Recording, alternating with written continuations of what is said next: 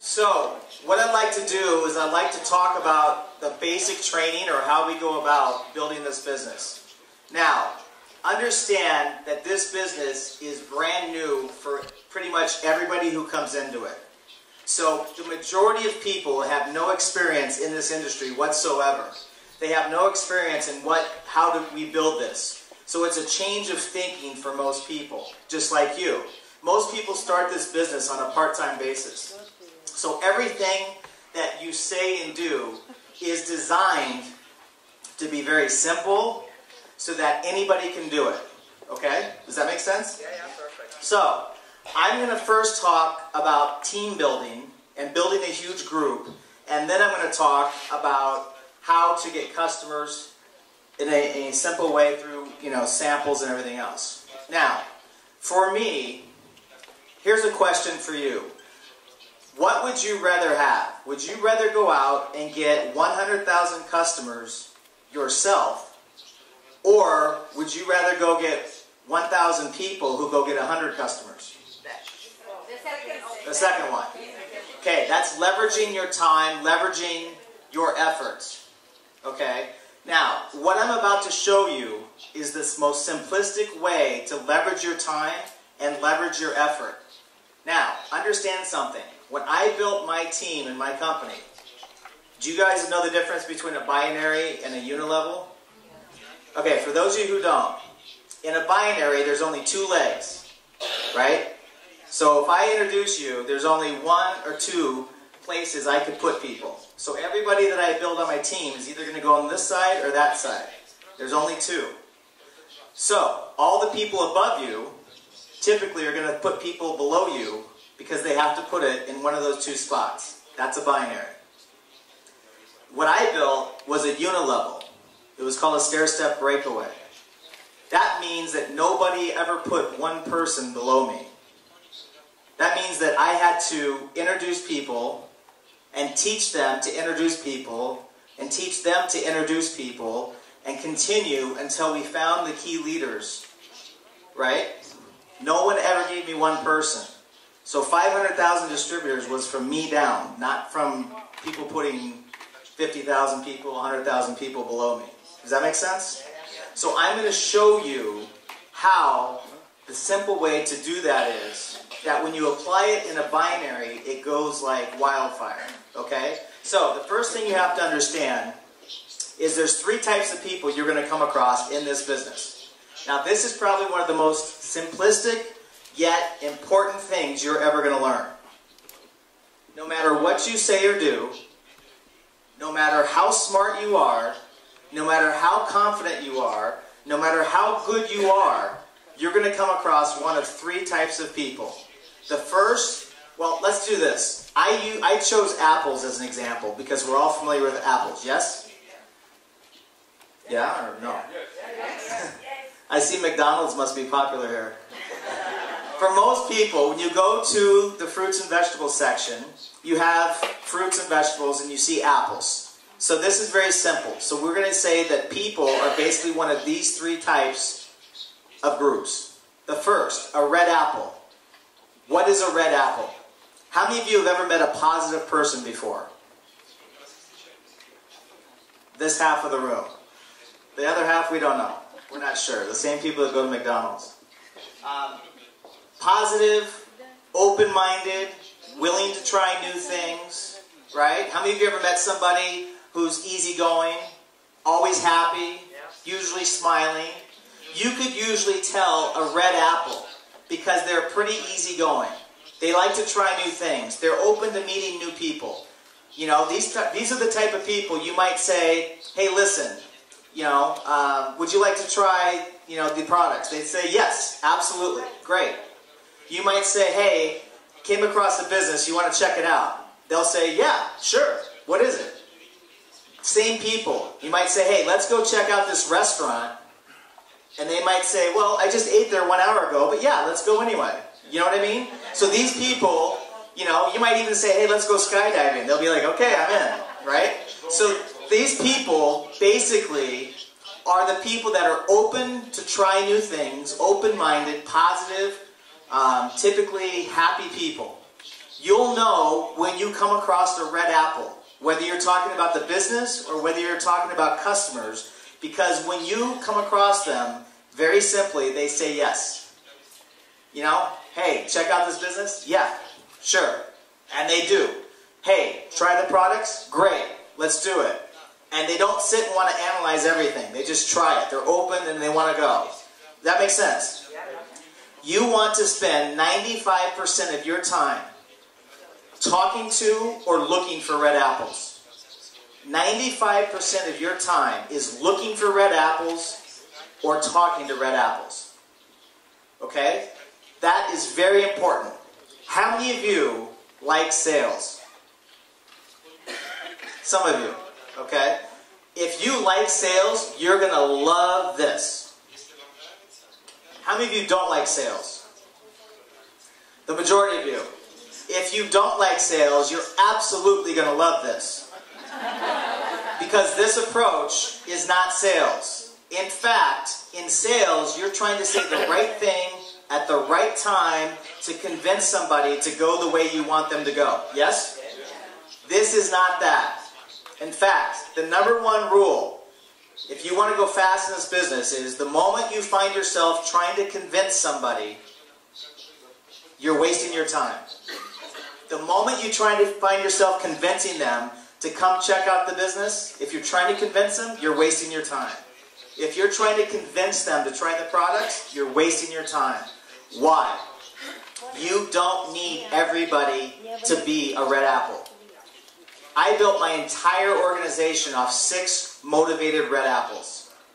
You don't need everybody in Israel to be in your group. You don't need everybody in Europe to be in your group. You don't need everyone in the world to be in your group. You could change the course of your life and your family's lives for generations by finding just a handful of red apples.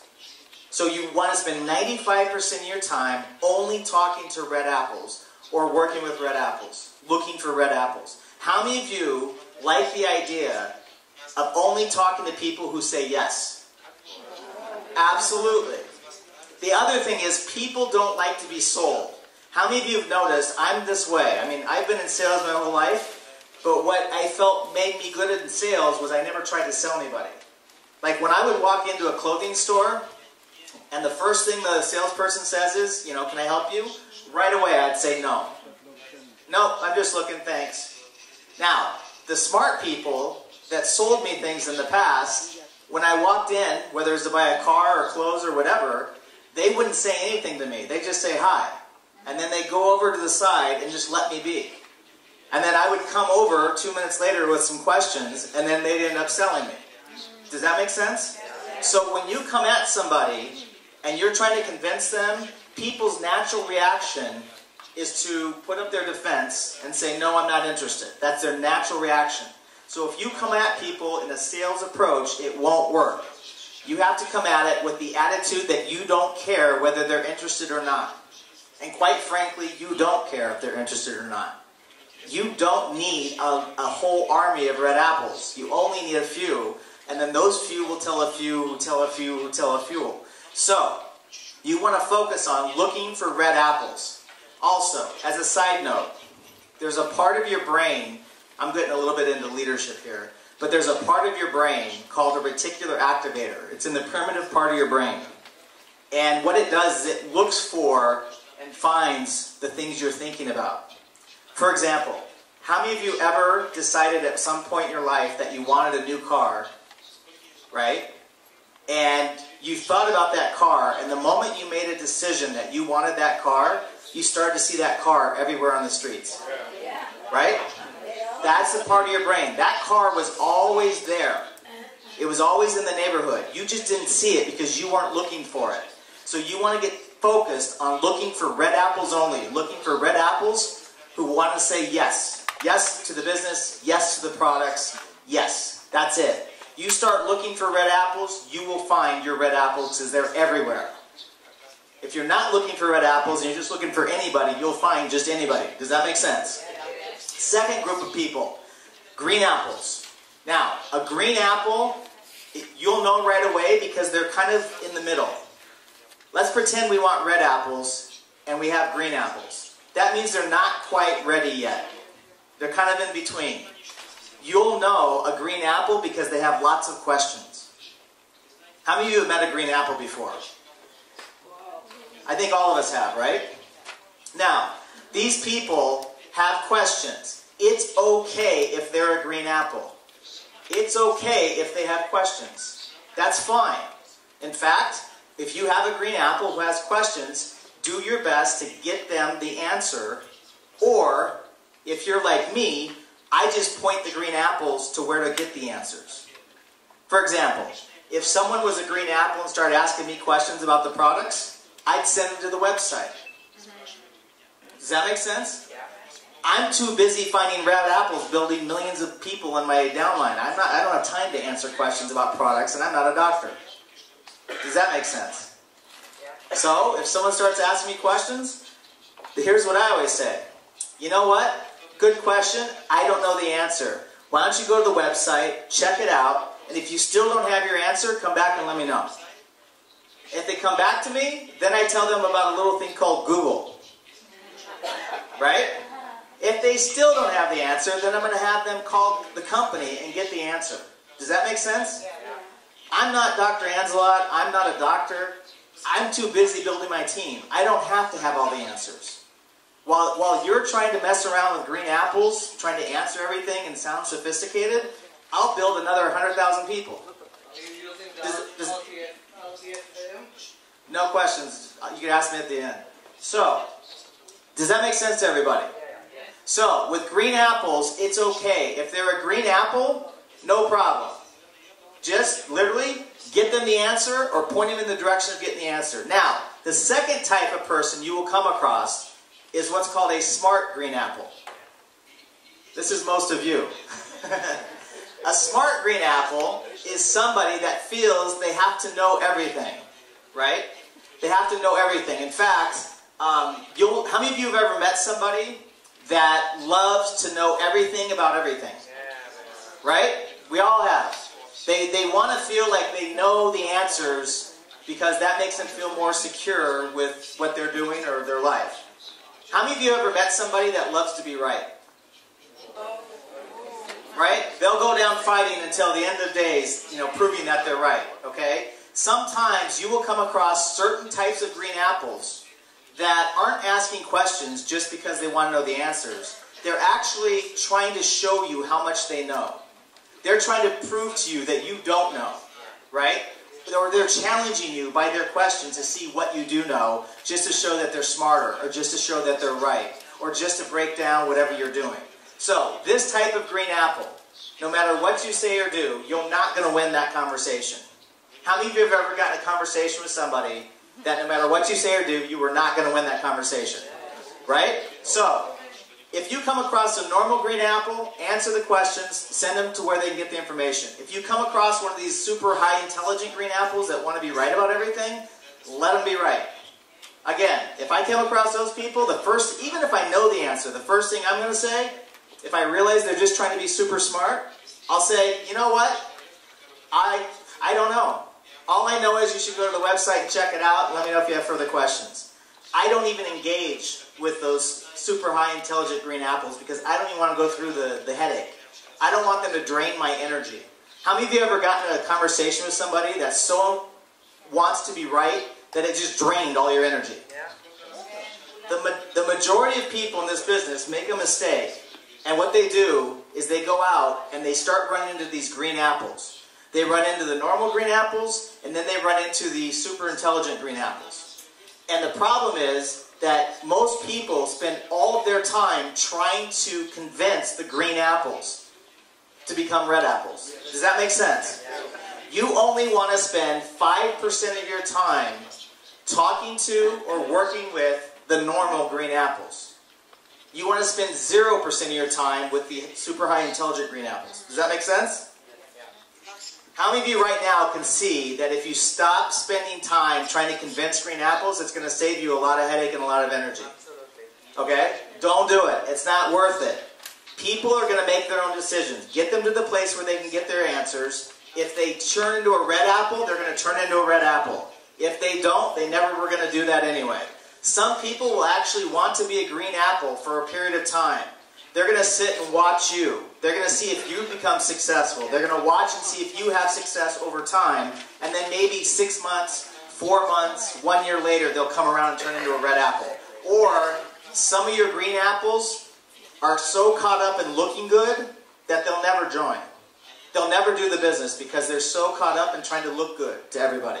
Does that make sense to everybody? Okay, third type person, no matter what you say or do, is what's called a rotten apple. Now, this does not mean that they're rotten people. Okay?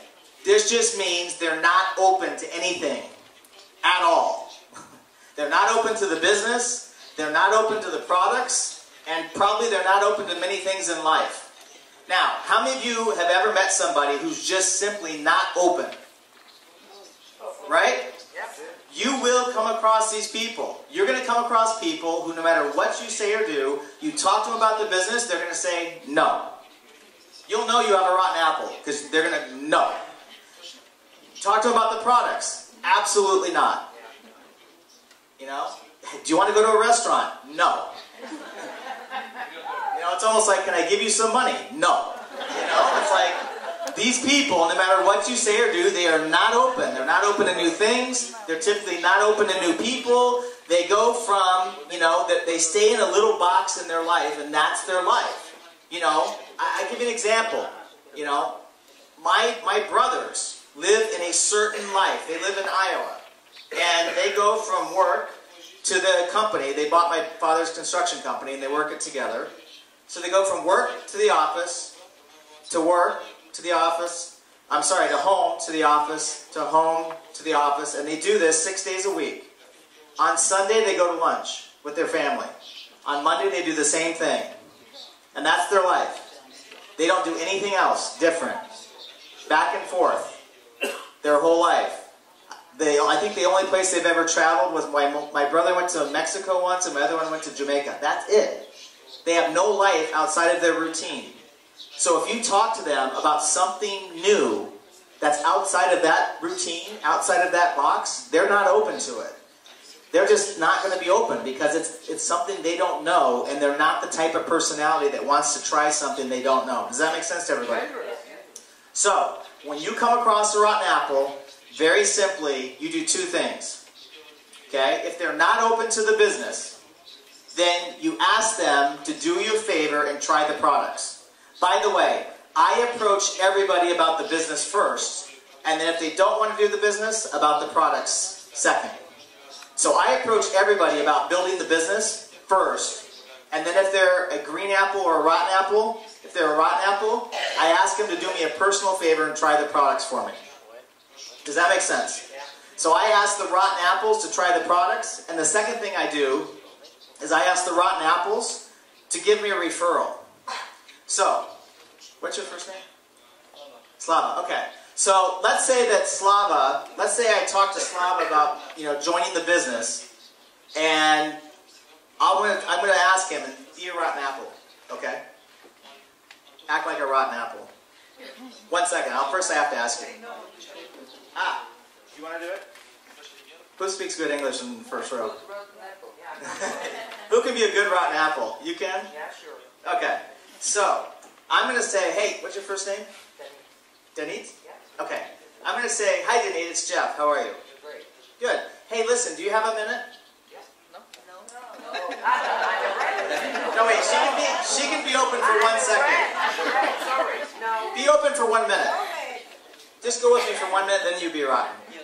So, listen, I know you're busy. I know you don't have any extra time. But if there was a way for you to generate income without changing your schedule whatsoever, would you want to know about it? No? You're right. No? Okay, hey, would you do me a favor then? Would you try something for me? I have a business that's going right now, and I need your help. Could you try these products? They're absolutely amazing. In fact, I want you to try the serum. Basically, what this is, and then I talk about the product. And then I'll say, could you do that for me as a personal favor? Now, she's either going to stay a rotten apple, or a lot of rotten apples will actually try the product to support you in the business. Does that make sense? Now, Time out. Time out.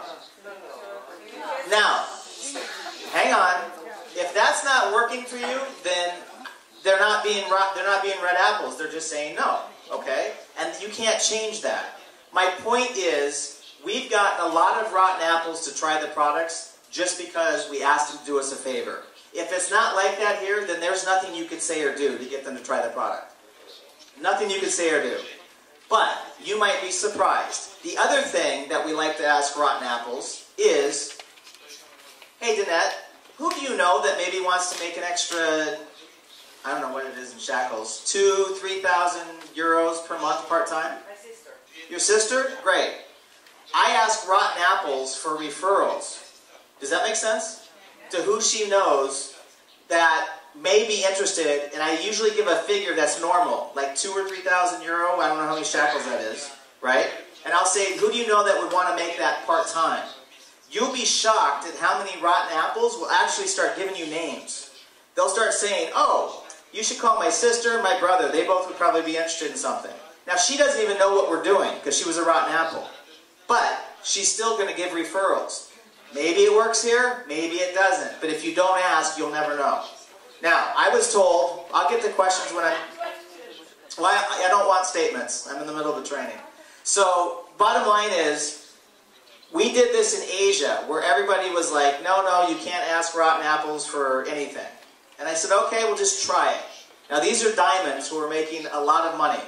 They started to try it, and I started to get texts left and right that the rotten apples were starting to make referrals. Rotten apples were making referrals to people who they thought would be interested in something. And they started to close the other people.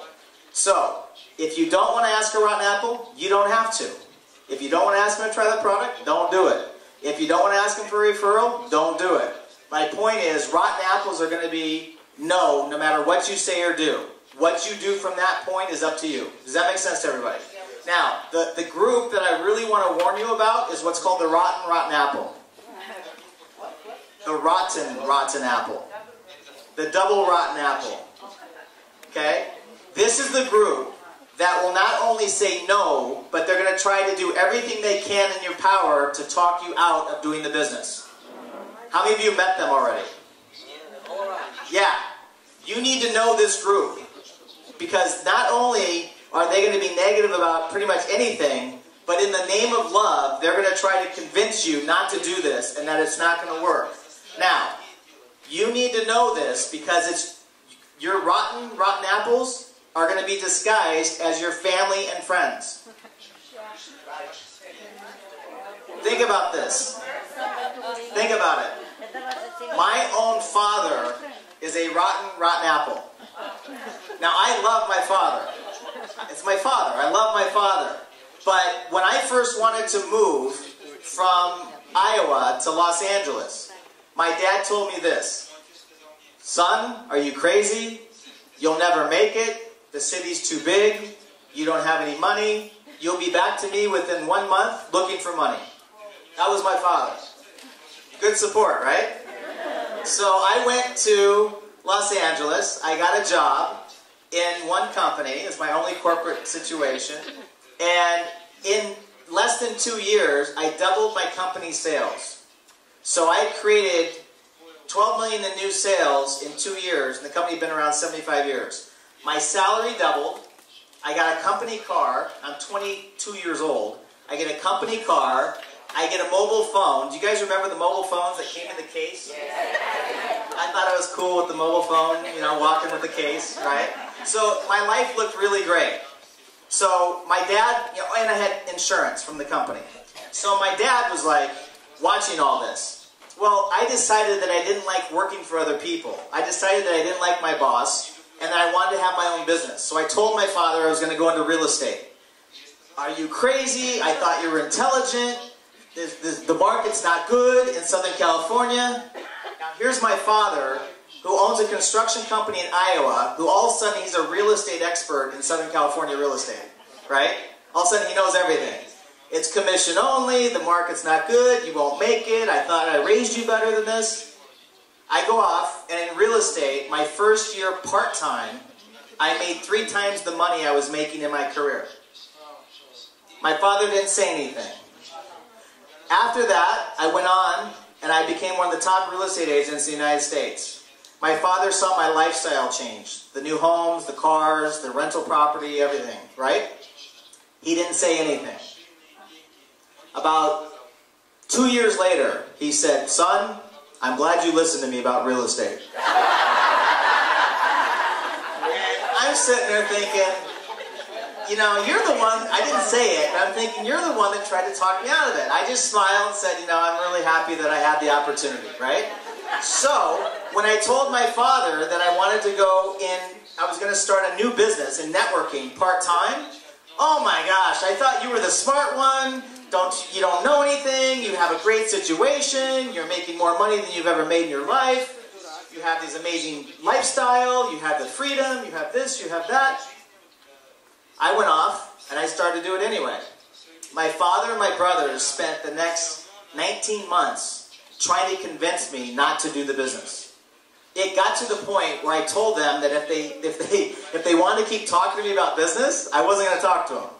Talk to me about sports, talk to me about life, talk to me, teach me something, but I don't want to talk about business. How many of you have had this experience before? You know what's funny? The day that I hit the top position in that company, right, there was an event in Los Angeles, and there was 10,000 people coming. And I was getting the award for being the top person. And my mother and my sister flew out, but my 2 brothers and my father refused to fly out. They didn't even come to support it. Why? Because they couldn't be wrong. Does that make sense? They were so attached to being right that they couldn't acknowledge what I'd achieved.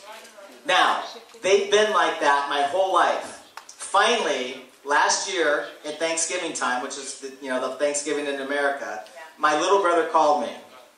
He said, and this is after 20 years, he said, "Do you know why Dad and Scott and I give you a hard time with everything?" And I said, "Yeah." He goes, "Well, I'm going to tell you anyway." He said, "We give you a hard time because I hate my life." He said, "I go from my home to my work. I don't like what I'm doing. I don't like construction. I wish I could do something else, but I don't know how to get out of it." He goes, "And everything you ever done, if you felt like doing it, you went and did it. If you felt like giving it a shot, you went for it. I didn't. I had too much fear." He goes, "So we give you a hard time because every time you go do something, we know you're going to be successful, and it makes us feel small." Does that make sense? So, if people are rotten apples, it's okay. No means no, not right now. Some of your rotten apples will come around later. Maybe they'll be a customer later. Maybe they'll be a representative later. It doesn't matter. You don't need them right now. It's okay. Let them be. Don't try to convince them. Don't try to convert them. Just say, "Okay, thank you." Make sense? The rotten apples, when you come across them, there's a million reasons why somebody's going to do this. But most of the time, people in the name of love will try to talk you out of things. How many of you have ever been in a situation where you were really excited about something in your life, you went to your family and friends, and they were the first ones to shoot you down? Yeah? So, be prepared, and prepare. Every new person has to understand this is completely normal. This is how it is in life. It's not just Jeunesse. See, most people make the misunderstanding when they come across a rotten apple, they think it's because of them. They think that if they have a rotten apple that they can't do the business, or it's not going to work for them, or they said something wrong. You didn't say anything wrong. It's just the way life is. It happens every day, every time. Does that make sense? Okay, now, you're going to go through, because of these 3 types of people. First of all, how many of you ever had a good day with people? Like, you enjoy people. How many of you ever had a day where you enjoy people? Okay, how many of you ever had a day where people drive you crazy? Right? How many of you ever had a good day at work? How many of you ever had a day where work, you wish you weren't there? Right? How many of you ever had a good day in a relationship? Half. How many of you ever had a challenging day in a relationship? Most of us, right? This is life. You're going to go through what's called the emotional roller coaster. You're going to have days that are really, really good. You're going to have days that are really, really challenging. You're going to have days where things just seem like they're just taking off for you, and you're going to have days where you want to pull your hair out because you can't understand and you're frustrated. This is the emotional roller coaster of life. You will go through the same thing in Jeunesse. You're going to have great days where you come across red apples and you're thinking, this is the best business ever. You're going to have days when you come across some rotten apples that just drain your energy and you're going to think, what am I doing? How many of you have already seen this experience? Yes? The emotional roller coaster. This is perfectly normal. Every single person's going to go through this. This is every single person, and you're going to continue to go through it throughout your career in Jeunesse, and you're going to continue to go through it throughout life. It does not change. This is life, because we're dealing and interacting with life. Life gives us challenges, life gives us beauty, life gives us everything. You'll have the full spectrum. The key is to have long-term thinking. See, you have to make a decision from the moment you start that you're not going to stop until you get to where you're going. If your goal is 1,000 euros per month, let's say, I don't know how many shekels this is. Sorry, I don't know the conversion. 5,000 shekels per month? Great.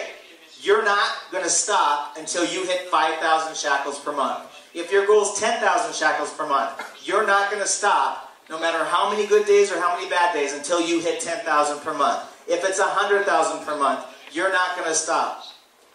You have to have long-term thinking. This is not get rich quick. This is something that you build part-time, over time, over a period of time to reach your goal. Some people go faster. Some people happen to bump into some red apples right away, and their group takes off, and they start making money right away because they happen to come across some red apples. Does that make sense? There's no rhyme or reason to it. Some people just get lucky and they come across some red apples. Other people will come across the big red apples later on. Later on, they'll come across the red apples. Does that make sense to everybody? So as this goes up, as this goes down, you have to have long-term vision on where this is going. Now, I'd like to share with you a couple of secrets that most people don't know in this industry that can make you go really, really fast. Now, you don't have to do what I'm showing you. What I'm about to show you, you don't have to do it. It's completely up to you.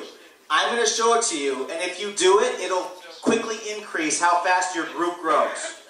But again, you can do this at your own pace. Does that make sense? Okay. The first 48 hours. The first 48 hours is the most important in this business.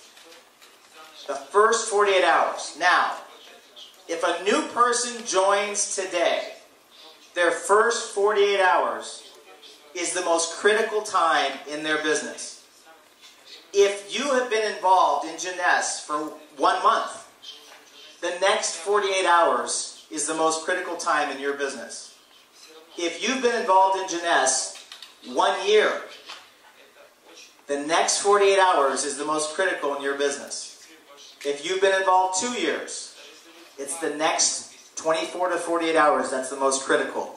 You want to get into a mentality of working in 48-hour segments. Does that make sense to everybody? Everything happens within 48 hours, especially with a brand new rep. So what I'm about to show you, whether you've been involved 2 years or just 1 day or 1 week, you do the same thing every single 48 hours. Does that make sense to everybody? Okay, now, here's a rule. The faster you go, the faster your group goes. How many of you would like to reach your goals faster rather than slower? Okay, so you have to have a 48-hour mentality, and you have to approach this. Now, what do we want to do in the first 48 hours? Understand this. In the first 48 hours, it's very, very important you do these 2 things. Again, if you've been involved 2 years, the next 48 hours is the most important for you. First, you will have to identify what's called your 10 best. 10 best.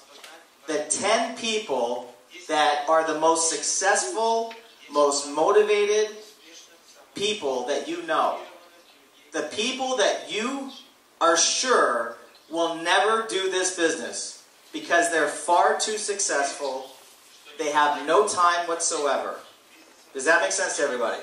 That's your 10 best. And I'm going to show you a strategy with this. The second thing you want to identify with every next 48 hours, with every new person, or with you right now, is what's called your 10 easiest. 10 people that you have a relationship with that they're probably going to look at the business just because you said so. They're probably going to try the products just because you asked them to. They'll probably show up to your home or your office to listen to somebody speak just because you have that relationship. So 10 people you're close enough with that you ask them and they will take action because of that relationship. Does that make sense? The third little step here is what's called a private business reception. I'll explain this more later, but a private business reception, the way we built really, really fast was we would have every new distributor or every distributor that had been in 1 month, 2 months, 5 months, we would have them put together a group of people at their home or their office. People they knew, people they had a relationship with, could be the 10 best, could be the 10 easiest, and they had those people come, and we did a short, intimate presentation, about 35 or 40 minutes, for their key people. Does that make sense to everybody? We were doing this every single day. Sometimes I was doing 5 of these in one day. 5 different homes, 5 different offices, packed with people, for all the new people. And we had this going over and over and over again. Now, the key is, your 10 best, your 10 easiest, for those who want to go fast, a private business reception, which I'll explain later, and you do this in the first 48 hours. What we found is if you do this, by the way, can we get the air on more higher? You guys hot? Yes. Me too. So what we found is if you focus on the 10 best, the 10 easiest, especially if you do a private business reception in the first 48 hours, you'll find a minimum of 2 distributors and 2 customers. You'll find a minimum of 2 distributors and 2 customers. How many of you ever studied statistics? I was a marketing major with a minor in economics and statistics. So I learned to do the numbers. And if you approach this with what I'm showing you, 10 best, 10 easiest, 48 hours, private business reception, you will have 2 distributors typically and 2 customers in the first 48 hours. Now, why is it important to do this fast? Okay, let's say we have a new rep. Let's say Ron's my new rep. Okay, the first thing I want to do with him is I want him to make money. That's the first thing that I want to do. Why do we want him to make money? Well, his friends and his family do not care how much money other people are making. They don't care how much money, Victorine is making in the industry. They don't care how much money anyone else is making in the industry. They only care how much money he's making. And most of those green apples, one of the questions they're going to ask, have you guys got this already? Are you making money yet? How many of you got the are you making money yet question? Now keep your hand up. Look around the room. Look around the room. This is everybody who got the are you making money yet question. That's about 80 or 90% of the room. We need to get your new representative in a position to make money right away. We need to put them in a position to earn money their first week in the business so that when they're talking to their people, they have the answer. Are you making money yet? Absolutely. That needs to be the answer. We need to do that in the first 48 hours. The second reason we have to do that for the new representative in the first 48 hours is because of their belief system. Understand, when you first get started, you have possibility in your mind. You have an idea of what could be. You see what could be possible for you. But it hasn't yet happened yet. So for every new representative, we need to get them money so that they see it works. Listen, when I got started, I was making a lot of money in real estate. I was selling over 100 houses in Los Angeles every year. I had 5 full-time assistants. So I was making great money. I didn't really need to make more money. But when I got started in the industry, my first check was $90. And I was so excited for that $90. You know why? Because I realized it worked. I realized that if I could make $90, all I had to do was go find more red apples and that check would go up. And it would keep going up. Does that make sense to everybody? How many of you remember when you first got your first income from Jeunesse? Raise your hand. Were you excited? Yeah, even if it was small, you were excited, right? Because it worked. That That belief is what we have to give to every new person. So we need to do that in the first 48 hours. You put them in a position to earn money in the first 48 hours. They get a check within the following week. Now their belief system goes up. They can answer those green apple questions. And now they approach everything a lot more confidently. Does that make sense to everybody? Make sense? Okay. Now, this is probably one of the most important things you'll ever learn right here. Okay? This right here. Let's say this is what it takes to be a superstar in the business. Let's say these characteristics are what it takes to be a superstar in the business. Okay? So, someone to be a superstar has to have huge motivation. Someone to be a superstar has to have credibility. They have to have great people skills. They have to have the ability to influence others. They have to be somebody who is good for their word with integrity. So let's say this line represents a superstar. Everything above the line is a superstar. Everything below the line is not a superstar. Does that make sense? Okay?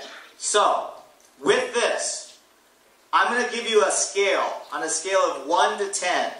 10 is the highest you can achieve on these characteristics. 10 is the most motivated, the most credibility, the best contacts, the best ability to influence others.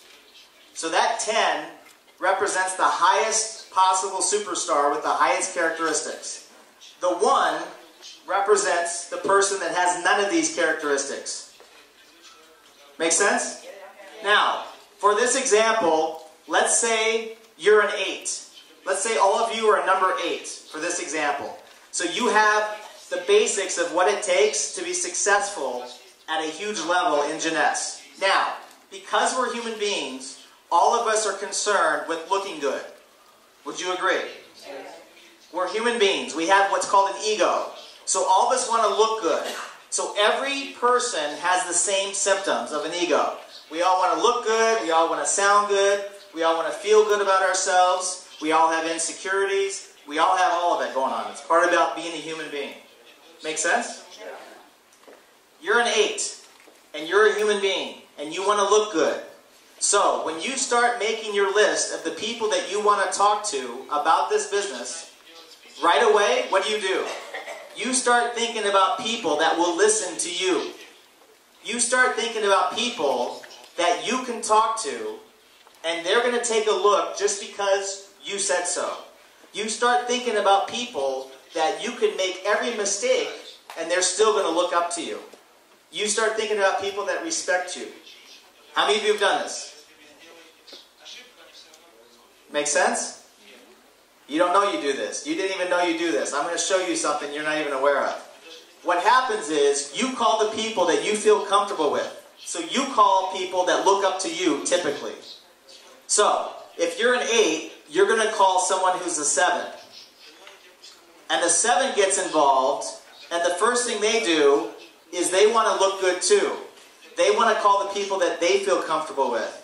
They want to call the people that they know will listen to them. So they start calling the 6s. And the 6s want to look good too. So they start calling the 5s, who call the 4s, who call the 3s, who call the 2s, who call the 1s. And finally we get down to Uncle Avi, right? Uncle Avi, who's been unemployed for 37 years, right? Who lays on the couch, complaining, watching soap operas, drinking beer, talking about the good old days 37 years ago, right? How many of you know an Uncle Avi, right? So we think that we're going to magically call Uncle Avi, and he's going to listen, and he's going to immediately jump up out of nowhere and say, oh my gosh, my life has changed. This is the best thing I've ever heard. Thank you. And go crazy, right? We think that's going to happen. Well, most of the time, we call people that we think will listen to us, or we call people that we think need the business. How many of you have done this? How many of you call people you think need the business? Keep your hands up and look around the room. Look around the room. Everybody does this. It's natural. I did it. You did it. We all do it. Here's the rule. Do not prejudge anybody. You want to call everybody. You want to give this possibility to everybody in the planet. You want to call the people who you think need this. Give them a chance.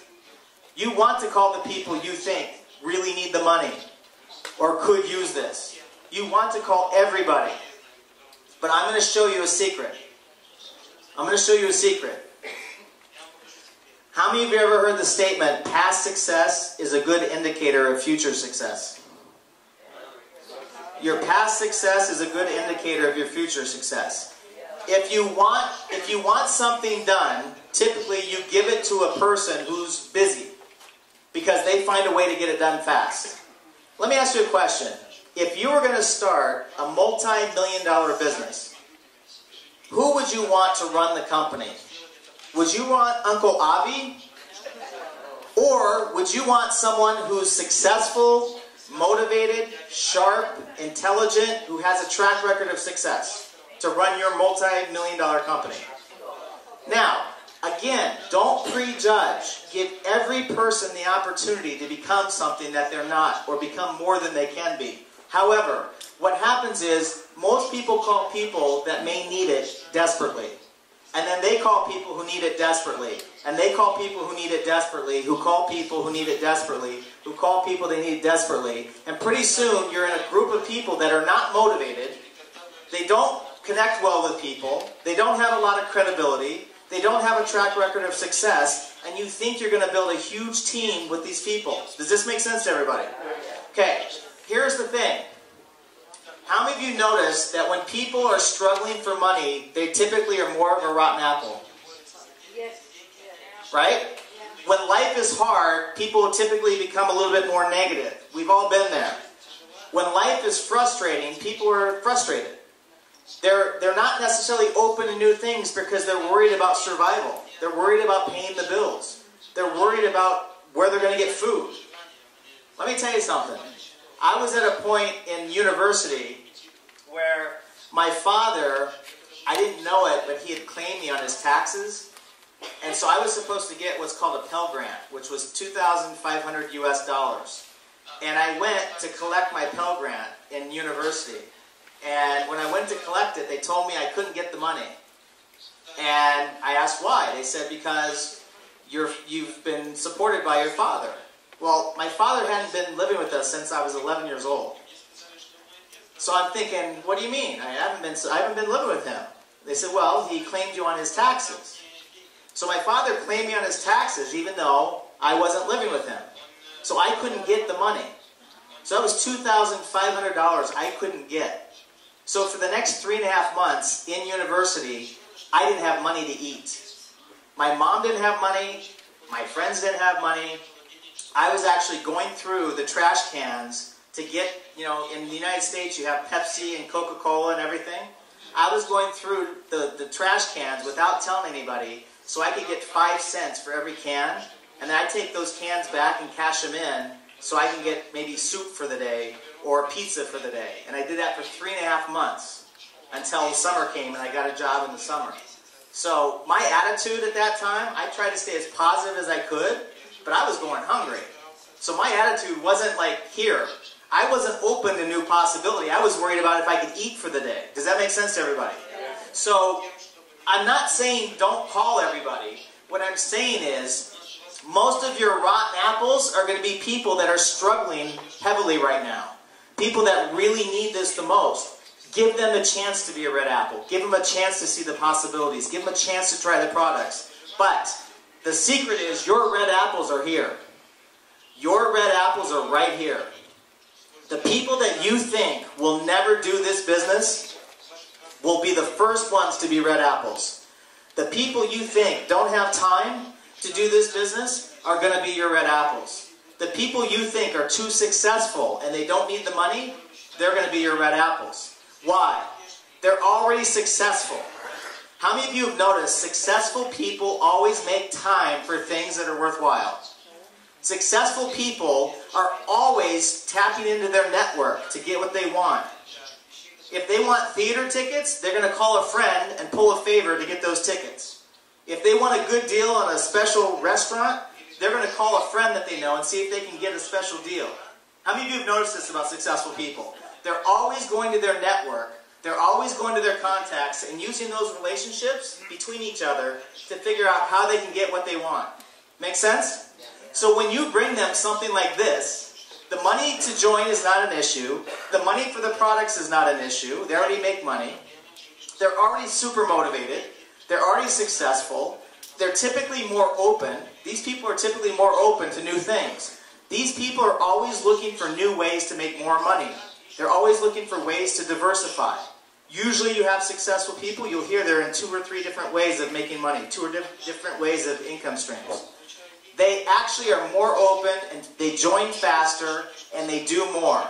So, the people that you think will never do this business, you need to not prejudge them as well. You need to talk to your 9s and 10s, your best people, the people that you are sure will never do this business. The people like Iran, right? How many of you know him? Can you just tell everybody what you do before? I was a lawyer, having an office in Tel Aviv, employing over 20 people.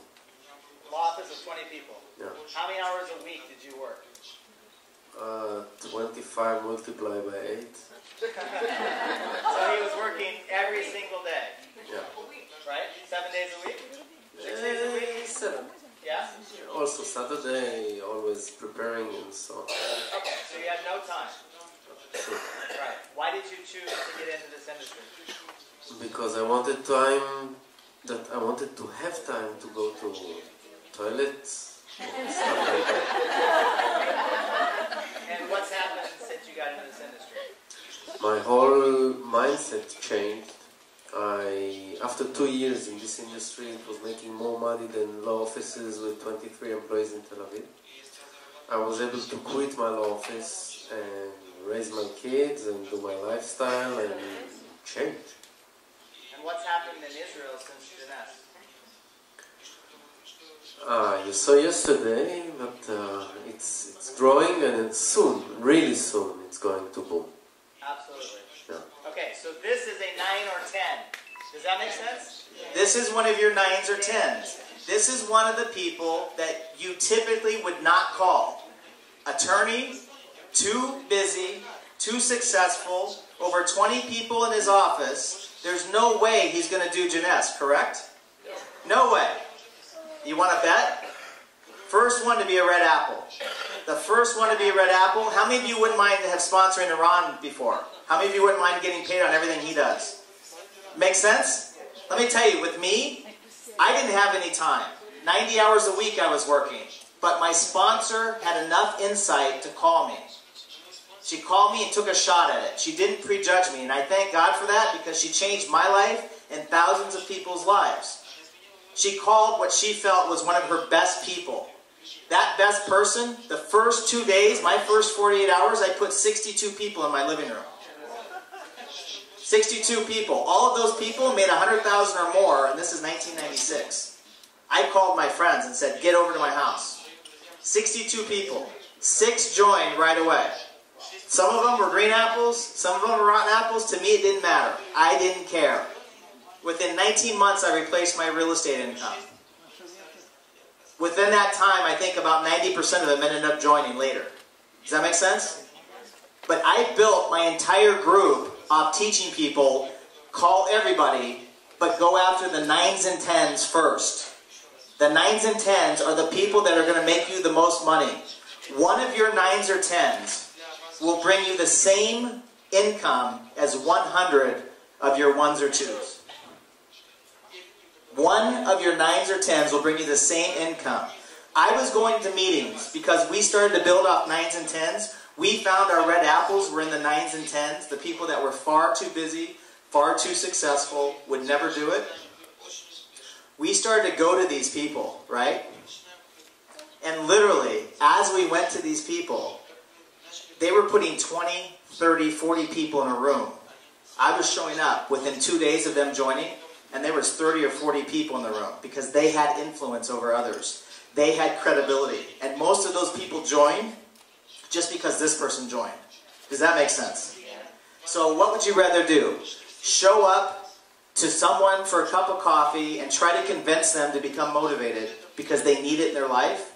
Or show up to a room of 20 or 30 people where everybody joins just because that person's in? You want to go fast? Yeah, you do both. But give everybody the opportunity, but most people do not call these people. Most people prejudge their most successful people, and they already make a decision for them that they're not going to be interested. When actually, these are your red apples. Does that make sense to everybody? You do that, let me tell you, the sky's the limit. I have on my phone, for anyone who wants to see it, I taught this to some of the diamonds in Los Angeles. You want to know how the group went from 40 to 500 in 2 weeks? That. They start calling people, the 9s and 10s that they'd never called. Those people started to come with 2, 3, 5, 10 people. Those people started to come with 15 people.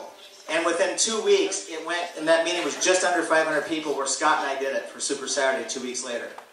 That happened. I'm getting texts, which I'll show any of you who want to see afterwards, where some of these leaders are talking about Asia. I mean, one of them, Emily, went to Asia.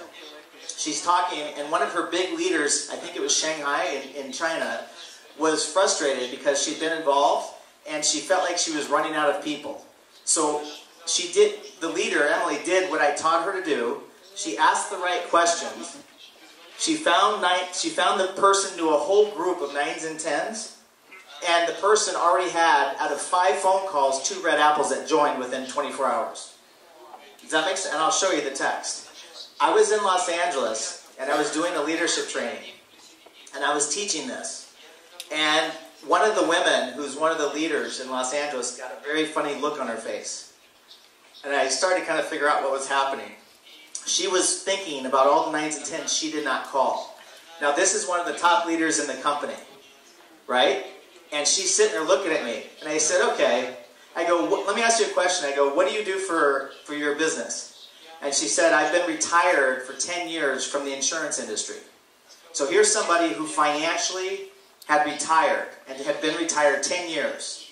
And I said, okay, why are you doing Jeunesse? And she said, I love the products and it's a new challenge for me. And I love the people. And I said, okay. And I taught this, right, just before. And I said, let me ask you a question. Who do you know right now that's one of your 9s or 10s, one of your best people that you are sure would never do this business? And she gave me the name of her friend. And I said, what does he do? She says, he has 30 insurance agencies across Southern California. And I go, would he listen to this? She said, he would probably join just because I'm in. And I said, why didn't you call him? She said, I didn't think about it. The reason she didn't think about it is our brain will do more to avoid pain than to seek pleasure. And to most of us, we have a perception that the most successful people we know won't be interested and they won't listen to us. So we won't even remember to call them. We won't even remember their names. If I tell you to make a list and just tell you to make a list, you'll list everybody, but you won't list your 9s and 10s. You'll block them out. So I started to ask her question after question. Who do you know that could put 30 people in a room? Who do you know that makes too much money that would never do this? Who's a person that's the best salesperson you know? Who's the person that is the most credibility? Who's the person that has the most influence over others that you know? Who's the person that everybody goes to get the answers to just about everything? You all have one of those. Everybody asks this person questions, whether it's where to get the best deal on a mattress, best deal on a car, freshest fruit. Someone, we all have those people. As I was doing this, we came up with a list of 30 names within about 3 minutes that she hadn't even thought of. And then I asked the big question. I said, you've been in insurance, right? She said, yeah, 30 years. How many clients do you have? And she looked at me and she said, 5,000. I said, you have 5,000 clients that trusted you with their life insurance, their auto insurance, everything. They trusted you. You did all their financial planning for them, and you haven't called these 5,000 people that will listen to you? She's like, no. I'm like, what are you going to do now? She's like, call them, right? So, the 9s and 10s are people that, if you call them, you will be shocked at how fast they get involved. Now, here's the strategy. For every new representative, for every new distributor, or for every person, whether you've been in 1 month, 1 year, 2 years, this is the strategy. What do? 10 best, 10 easiest. 10 of the people you think will never do this business because they're far too successful, they make far too much money, they don't have any time, like Iran, like me, like most of you. Okay? Identify those people right away. The second thing is the 10 easiest. The 10 best, the 10 easiest in the first 48 hours. We have to get them a check, we have to get them income, we have to build their belief. Now, what happens? You're going to get at least 2 distributors and usually 2 customers if you do this in the first 48 hours. So what do? We duplicate this, the same thing. The new distributors get started, 10 best, 10 easiest, 48 hours. Boom, boom. 10 best, 10 easiest, 48 hours. And this continues. See, most of the people make the mistake. They get a new rep started. Let's say today's Monday, right? And let's say you want to get started as a new rep. Most people do this. Most people say, okay, I'll tell you what. Let's get together. Let's go together on Thursday. I'll go over everything with you, and then we'll get started. How many of you know seen this? You put it off 2 or 3 days, right? No. Guess what I'm doing? I'm getting them started now. When are they the most excited? Right now. When are they most willing to go talk to people? Right now. Right when they see the business. When are they the most confident? Right when they see the business. We used to get people started right after the presentation. We would do a 35 to 40 minute presentation. Then we would do a quick start training with the apples for 10 minutes. And then we would get reps started right there. And at that point, we had people calling their best and their easiest the same night. So the next day, guess what we're doing? We're already getting people into their business within 24 hours. We're already getting people going in their business. What happens to their belief if they see something happen in the first day or 2? Their belief goes up. What happens to their confidence? It goes up. What happens to the amount of work they're willing to do? It goes up. The faster you do this, the faster we go. Most people would tell new reps, let's get started, let's get together in the next couple days. Me, I already had 10 people in your business in 2 days. Does that make sense? By the time you're wanting to meet with the people, I've already got 10 people in your group and I'm already going. Now, you want to cause geometric growth? This is how you do it. 10 best, 10 easiest, 48 hours. 10 best, 10 easiest, 24 to 48 hours. 10 best, 10 easiest, 24 to 48 hours. After the first 48 hours, they're going to continue to talk to people. They're going to continue to get customers, but you keep moving. Does that make sense to everybody? That causes what's called geometric growth. And eventually, you keep following this process, eventually you'll come down and you'll accidentally bump into a leader. You'll accidentally find somebody who's going to do this business whether you do it or not. Whether you do anything or not, they're going to take off. Let me ask you a question. Who did your meetings for you? At the beginning? Yeah. You did the meetings at the beginning, right? Who did your calls for you? You did it. Who did everything? The training? He did it. See, when I got started, I told my upline, thank you very much for introducing me. You guys need to go talk to other people. I did the presentation, I did the training, I paid for the room, I did every 3-way call, and from there on, it was game on. Does that make sense? How many of you wouldn't mind 4 or 5 workaholic leaders going crazy in your group underneath you? Right? Let me tell you. Where do you think you're going to find them? Uncle Aviv? Or are you going to find the people that are going to go 24 hours a day, 7 days a week, and will not stop until they hit their goals in your 9s and 10s? See, you go through your 10 best, 10 easiest, 10 best, 10 easiest, 10 best, 10 easiest. By the time you go through 30 or 40 or 50 of these best people, you're going to find somebody who wants to play. You're going to find somebody who's just not going to stop. They're just going to start doing the presentation. They're going to start doing the trainings. Victorine, perfect example. She's just going to start and she's not going to stop. You cannot stop her. I guarantee you, dare you to try to stop her. It won't happen. presentations, calls, trainings. You run into someone like that and it's gone. You can't stop it even if you wanted to. Does that make sense to everybody? So, the enrollment process. This is the process we need to continuously build the business. Okay? This is a systematic approach to building the business. The first thing you do is you pique interest. Okay?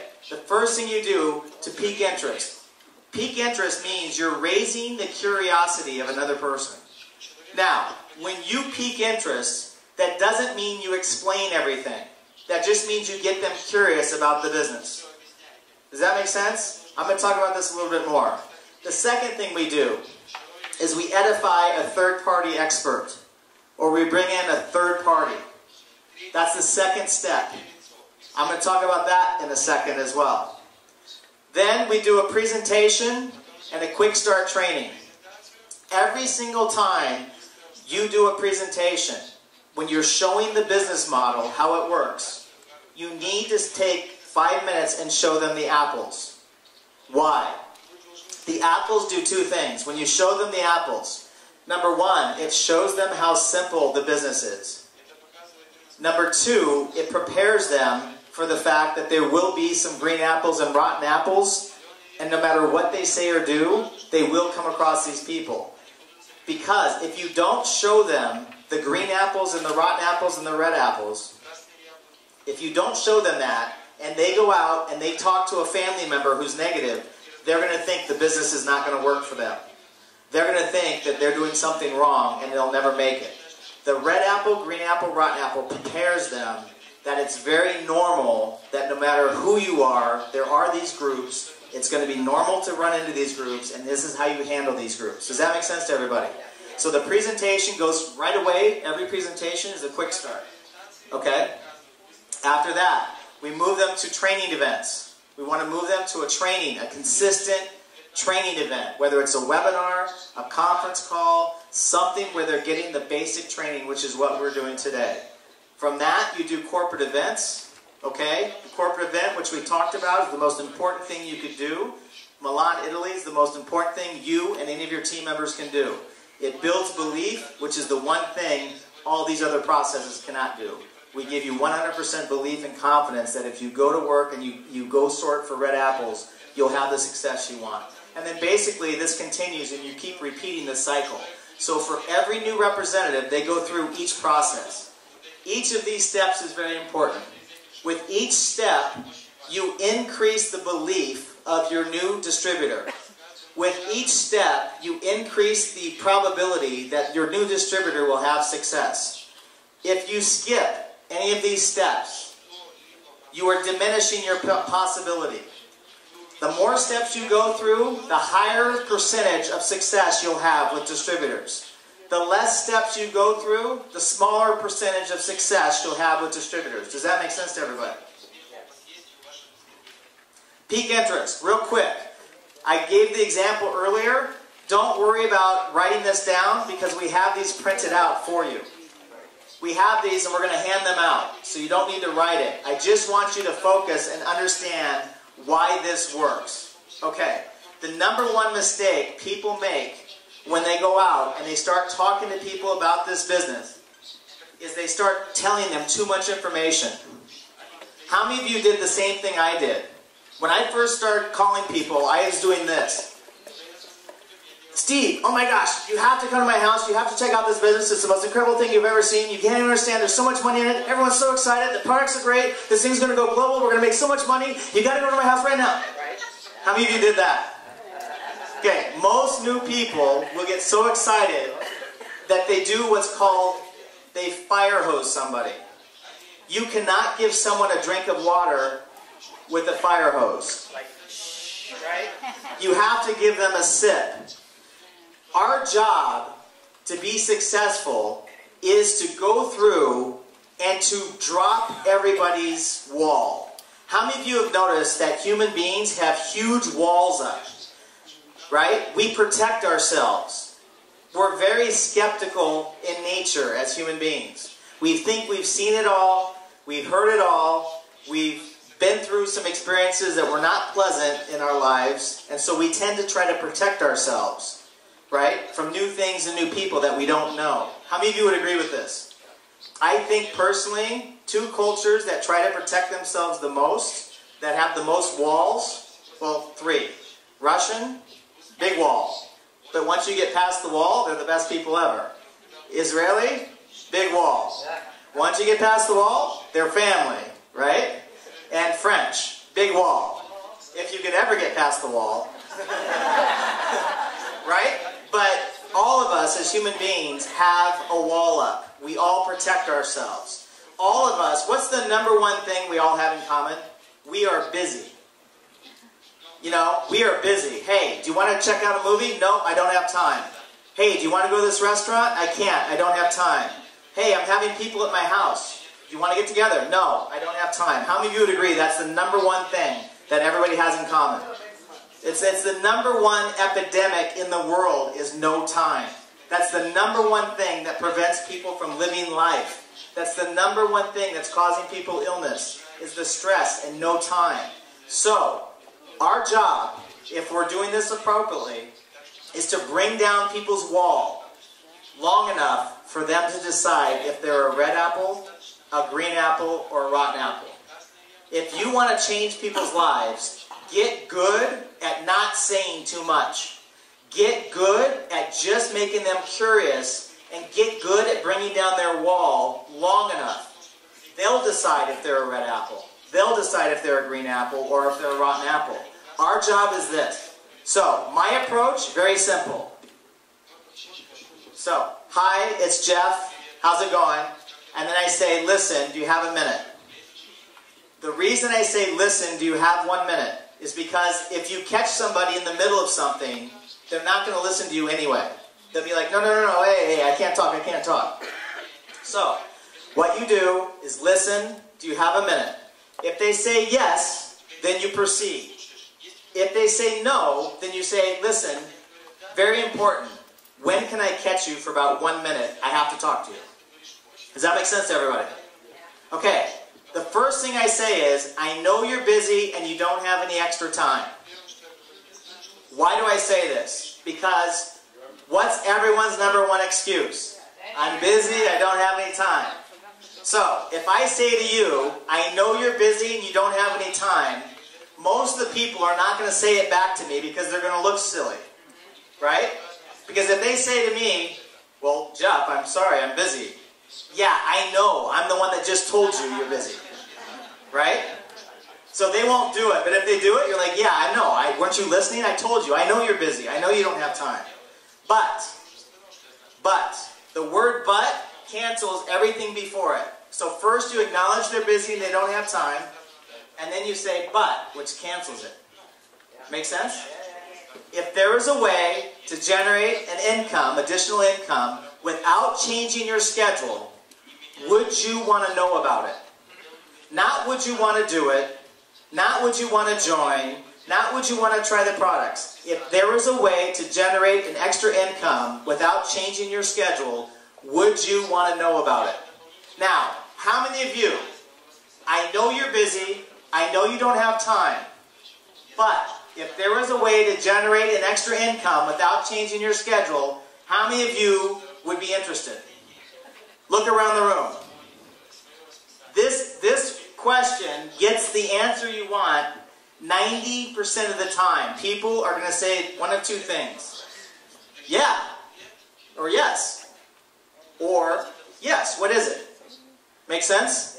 Now, if you get a yes, or what is it, you've brought down their wall long enough to now listen. Now they'll listen. All you want to do is get them to listen. If you call them up super excited about the business and you start rambling on about the products and you start talking about the opportunity and you talk about residual income, they're going to be like, hey, I don't have time. How many of you have experienced this? Now, you don't have to say this. I'm showing you what has built a huge organization globally. I'm showing you what we figured out, and once we figured it out, we got everybody saying the same thing. And guess what? 9 out of 10 people were, well, yeah, what is it? That's all you want, is the permission to tell them what it is. Once you get them asking you, what is it?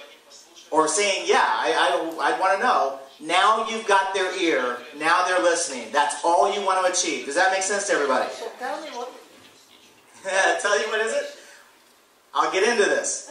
Here's the rule. The moment you get them to say yes, I want to know, or yes, what is it? You have a very important choice in that moment. In that moment, you are either going to be successful or you're going to fail. In that moment, if you choose to start to explain what it is, if you choose to explain the business, you fail. You fail. Here's why. Between you and your friends, there's a relationship and there's trust. But how many of you have ever noticed that your friends do not listen to you? You don't know this yet. How many of you have ever done this? How many of you ever told a friend something or a family member and you were pretty excited or whatever and they went like this? Right? And then a total stranger came and said the same thing 2 or 3 days later or a week later, and they were like, really? How many of you had this happen? Okay, there's a rule in psychology, which is the closer you are to somebody, the less they listen to you. The closer you get to somebody, the more comfortable they get, the more they don't take you serious. Listen, here's the deal. My friends will listen to me about real estate. They know that I know real estate. They know that if they're going to buy something or sell something in California, they want to talk to me because I have proven track record. If it's about real estate, it's talk to Jeff. Everyone trusts that. Everyone knows it. But they know not to talk to me about computers or technology. Make sense? They know I am clueless on technology. I have no technical, ability whatsoever. It's ridiculous. So, they know me. They know you. They know you for years. Some of them know you for 20, 30 years. They know you when you were not in a good position. They know you when you made a bad choice. They know you when you were, in a vulnerable position from a relationship. They've been through all of it with you. So they don't look at you the same way. So if you come to them and talk to them about a new business that is outside of your profession, they're not going to listen to you. They know you too much. How many of you realize this? Listen, what you need to do, the moment you get somebody curious, you need to bring in a third party. You need to bring in an expert, quote unquote. The word expert is a fancy word for stranger. Expert just means someone other than you. Listen, between you and your friend, there's trust. They trust you. However, I promise you, they will not listen to you about a new business. They just won't. See, people follow people. They don't follow companies. They don't follow marketing plans. They follow people. So people, how many of you, right now, if I told you this, how many of you would be interested in meeting somebody who could show you how to make $100,000 a month in this business?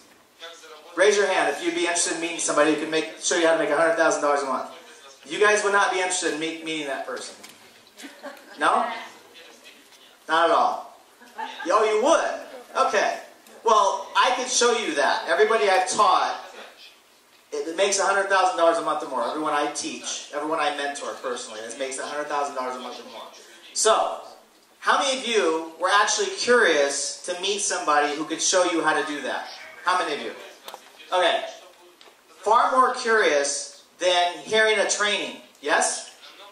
Far more curious than hearing a business. Far more curious than anything. Here's the deal. People will always make time to meet successful people that could take them to a better place in their life. People will always make time to meet somebody who could improve their life. They don't necessarily going to make time for a business because they don't have time. They're not necessarily going to make time for great products because they think their life is fine unless they're in a physical state. But they will make time to meet somebody highly successful between you and your friend, there's trust. They trust you. You bring in a third party that has success and has credibility, then they're going to listen in a whole different way because it's not you. The closer you are, the less they listen. You edify the third party. To edify means to build the credibility. And now, once you give the credibility to that person, they will respect the person long enough to listen. Does that make sense to everybody?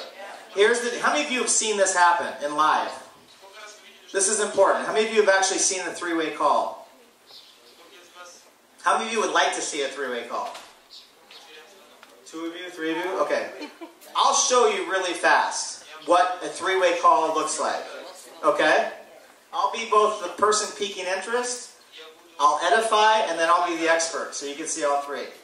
Okay? Would you stand up just so we can use... Okay. I can't remember your first name. Rafi. Okay. Rafi, you're going to be my prospect. Okay? Aaron's going to be my expert. Okay? So, just be normal. And be either a red apple or a green apple. Whatever you like. Okay? Now, so I'm going to call Rafi, and Rafi and I are friends. Okay? So, Rafi, ring ring. Hi. Hey Rafi, it's Jeff Carlisle. How are you? Fine. Good. Listen, do you have 1 minute? Depends. That's a yes or a no. Do you have a minute? Great. I don't take any, it's like, hey, yes or no. Well, just go with it naturally and see what you'd be. Let's do that. Rafi, I know you're busy, and I know you don't have any extra time whatsoever. But if there was a way to generate additional income without changing your schedule whatsoever, would you want to know about it? Yes? Okay, listen. Okay, I got him to say yes. Immediately, I take it off of me and I put it to my third party. Listen, Rafi, there's someone I want to introduce you to. There's a gentleman that I think you would get along fantastic with. He's extremely successful financially. Prior to current, he was a very top attorney in Tel Aviv. He had an office of over 20 people. Very successful guy. Now he's currently expanding a company that's doing over $250 million in the area. And literally, he asked me who the most successful people I knew. You guys with me or no? He asked me who the most successful people I knew were, and you were at the top of my list. I don't know if you guys will ever do anything together business-wise, but I know he's someone you would definitely want to meet. What's a good time when I can introduce you for about 3 or 4 minutes just to say hi to him? I think it's going to be tomorrow in the afternoon. Okay, do me a favor. What time tomorrow afternoon? After 4 o'clock. After 4? Okay, do me a favor. He's extremely busy and extremely successful, and I'm very lucky just to be able to get him on the phone. He wanted to just say hi and meet you because I told him about you. And if you say it's 4 o'clock and I schedule it, it must be 4. You can't change on me because you can't make me look bad. Is that okay? Okay, great. Now, I call my expert, Aram, and I say this. Aram, hey, it's Jeff Carlisle. How are you? Hi, Jeff. I'm fine. What do you do for a living? Diamond Diamond dealer. Oh, great. Okay. So, good to know. Note to self. Okay. So, Aram, listen. I have a friend of mine, Rafi, who I just talked with. He's open to having a conversation with you. I asked the simple peak interest question. He said, yeah, sure. I told him about you and your success. And he's a diamond dealer. Works a lot of hours. He's been doing this for many, many years. Right? I'm profiling. And, he's a very conservative, strategic kind of guy. So he's very methodical. He doesn't take a lot of risk normally. He's very, very conservative, very smart, very intelligent. But I think he could be great if he got in the business. All he knows right now is the peak interest question. Okay? So I'm going to... Am I accurate? Yeah, I'm almost pretty accurate. For not knowing you at all. Are you? Lately? Okay. Earlier you weren't. Okay, good. But before he wasn't. I'm pretty good at profiling. So, now, I'd say, can you please make a call around 4 o'clock tomorrow, because that's the window he gave us. Now, typically, I will already know what my expert's times are that I can use my expert for a three-way call. Does that make sense? Okay, so, now, I'm going to call with my expert on the phone. I'm going to call Ron. It's 4 o'clock tomorrow. And I'm going to say, listen, we're going to call Rafi. You ready? Okay, now we're going to switch. Now, first I'll be me. Rafi, hey, it's Jeff Carlisle. How are you? Listen, good time, yes? Yes. I have the person I told you about, Aram, on the phone right now, and I want to introduce you. Aram, this is Rafi. Now I'm Aram. Hi, Rafi, how are you? Good. Nice to meet you. Jeff told me about your success as a diamond dealer. Congratulations. How long have you been doing that? Almost 30 years. 30 years. Wow. Well, yeah, he told me you've had a lot of success, and he spoke very highly of your character. He said you were somebody very intelligent person. Well, listen, here's what's going on. Based on what Jeff told me about you, we're looking to identify 3 or 4 people in the greater Tel Aviv area. Wherever it is, the greater Tel Aviv area, I can't pronounce it anyway, the greater Tel Aviv area who really don't need to do anything extra in their life right now. You have a great career, already making great money, probably don't have any time in your life, but based on who they are in the community and their credibility in the community, could possibly open some doors, make some introductions with what we're doing, and generate a serious income with that. And I was just curious if that'd be something interesting for you. Great. When can we get together for a cup of coffee for about 10 or 15 minutes? I'll show you what we're doing, and I think you'll get it really fast. I think tomorrow in the afternoon is Okay, great. Tell you what, why don't we do this? Why don't we meet by your office, blah, blah, blah, blah, blah, blah, blah. Make sense? Did everyone catch that? Did you hear what I said? I didn't say anything about Jeunesse. I didn't say anything about residual income. I said nothing about products. I said nothing about anything.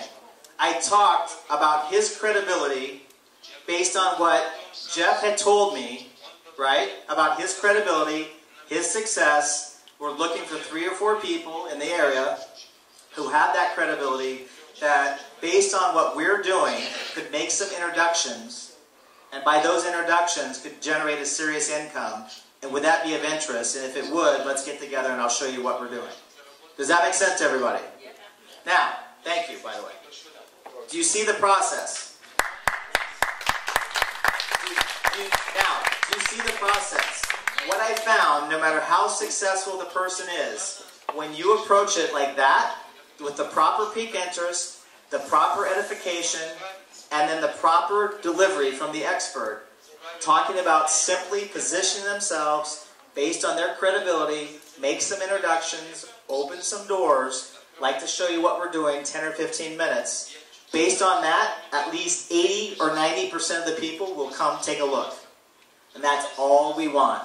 Once they take a look, they're either a red apple, a green apple, or a rotten apple. Does that make sense? Yeah. So, here's the deal. You said by the book, every invitation should be with a 3-way call. Absolutely. I feel every invitation should be with a 3-way call. That's what I feel, okay? Now, what?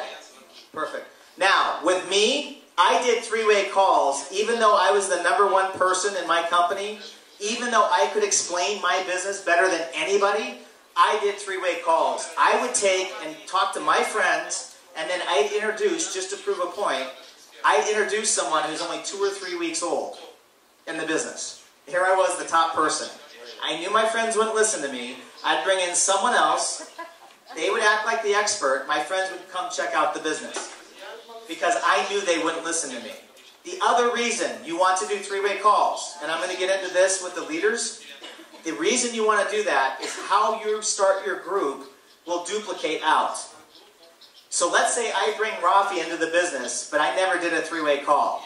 And I sit down and Rafi sees a basic training, and he hears talking about 3-way calls. And then I tell Rafi, okay, let's do 3-way calls. He's not going to do it, because I brought him in without a 3-way call. So he's going to think it's unnatural. Why would I do that? That doesn't make any sense.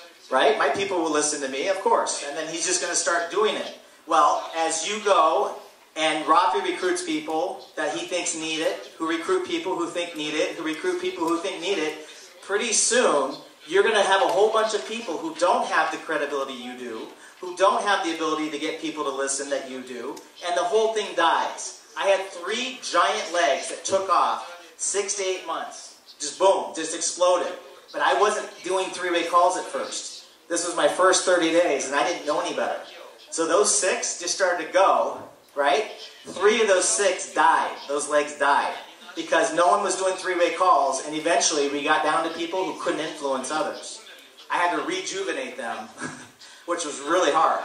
So you want to start every leg with the right process so that it'll continue, it'll be natural to every person. Does that make sense to everybody?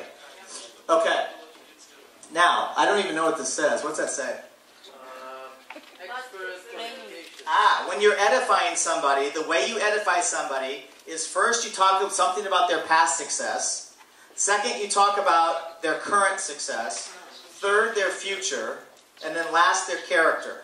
Okay? So typically, I'm gonna edify Iran again, okay? In the past, he was one of the top attorneys in Tel Aviv. He had 20 people underneath him, extremely successful. Currently, he's leading the international expansion of a company that's doing $250 million in sales, positioned to go to over $1 billion in sales, right? He's actually looking to identify a few people out here. That's why he's here. And he's one of the nicest guys you'll ever meet. He's very straight. He's very methodical. He's a great guy. Make sense? Past success, current, something about the future, something about the character. The character is really important. Why? People always would love to meet a successful person, but they'd be more excited to meet a successful person that's a good person. People don't care how much money someone's making if they're a jerk. Does that make sense to everybody? So, past, current, future, character. What's this say? Types of presentations. Now, a 3-way phone call is a presentation of sorts. It's kind of a presentation. You're actually doing something to move the person. So, from every time you pique interest, you use a 3-way call, they either move to a cup of coffee, they move to a private business reception in a home or office, they could move to a short meeting at an office, they could move to a business presentation, kind of what we had last night. Any type of presentation is good. You could use Skype, you could use webinars, but they need to see the business model. And I'm going to teach more about what that model is, the outline of a good presentation. But from a 3-way call, the next step is a presentation. After presentation, it's the apples. Red apple, green apple, rotten apple. Make sense? What's this say?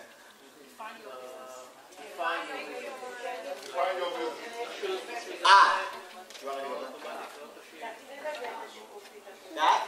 Type of presentation. That? Take a picture? Maybe we put the presentation. This is going to be on the internet, by the way. Yeah, the slides are going to be on the internet. So don't stress about trying to get everything. Okay. Setting up to launch your business. That's what this says? Okay. 2 things. With every new rep, 2 things are very, very important. First, they pick a package. Now, here's my theory. Your reps are going to do what you do. Kelly said it last night. He talks about the ambassador package because then everybody on his team duplicates the ambassador package. My personal feeling is somebody has to have enough products for themselves that they don't worry about it, and they need to have enough products that they can sample to other people. They need to have enough products to go. Let me give you a quick example. I was at home for Christmas in Iowa, and I had all the products in my suitcase. And what had happened was my niece, who's 21 years old, came by and said, well, what's that? And I explained it was the Luminous mask. And I explained what it was. And she said, well, it's Christmas, why don't you give it to me? And I had just given her a card with like $60 US cash, right? Which my brother was mad when he found out how much I gave her, but that was okay. But I just gave her cash, and she said, well, why don't you give it to me? And I said, well, I gave you something. She's like, yeah, but that looks cool. Okay, you can have it. 3 days later, I left Iowa, I was in LA, and she sent a picture of her and her mother, my brother's wife, putting on the mask. And they were trying it. Now, here's what's great. My older brother calls me about a week later.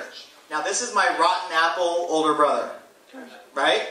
My dad was the rotten apple. My brother's just a rotten apple. But my older brother calls me, and he says, hey, he says, you know those products? And I said, yeah, because I left all the products there that I had. I just had enough for me.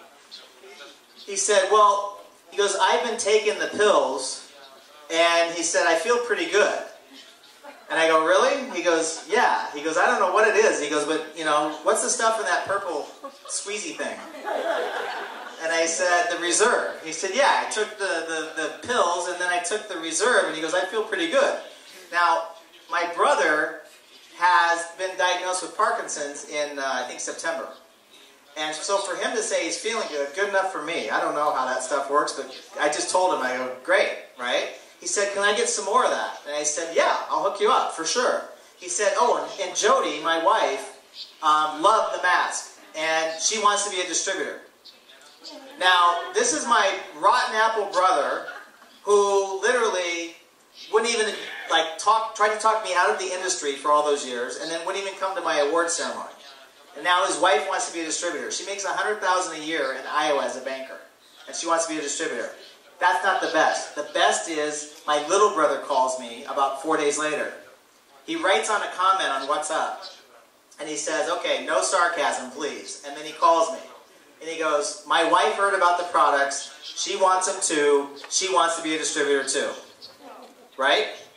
First of all, that's when I absolutely knew the products referred themselves. That's when I knew that when people tried them, they were going to start telling others naturally, like referrals. Because it happened to me, and I didn't explain anything about the products. I just said, here, and gave it to my niece. Does that make sense? I keep it simple. I didn't explain anything. Here, have it. It started to go already, right, for them. They wanted the products. So, for me, I think a distributor should have enough products, and this is how you need to explain it to them. They need to have enough products for their own use.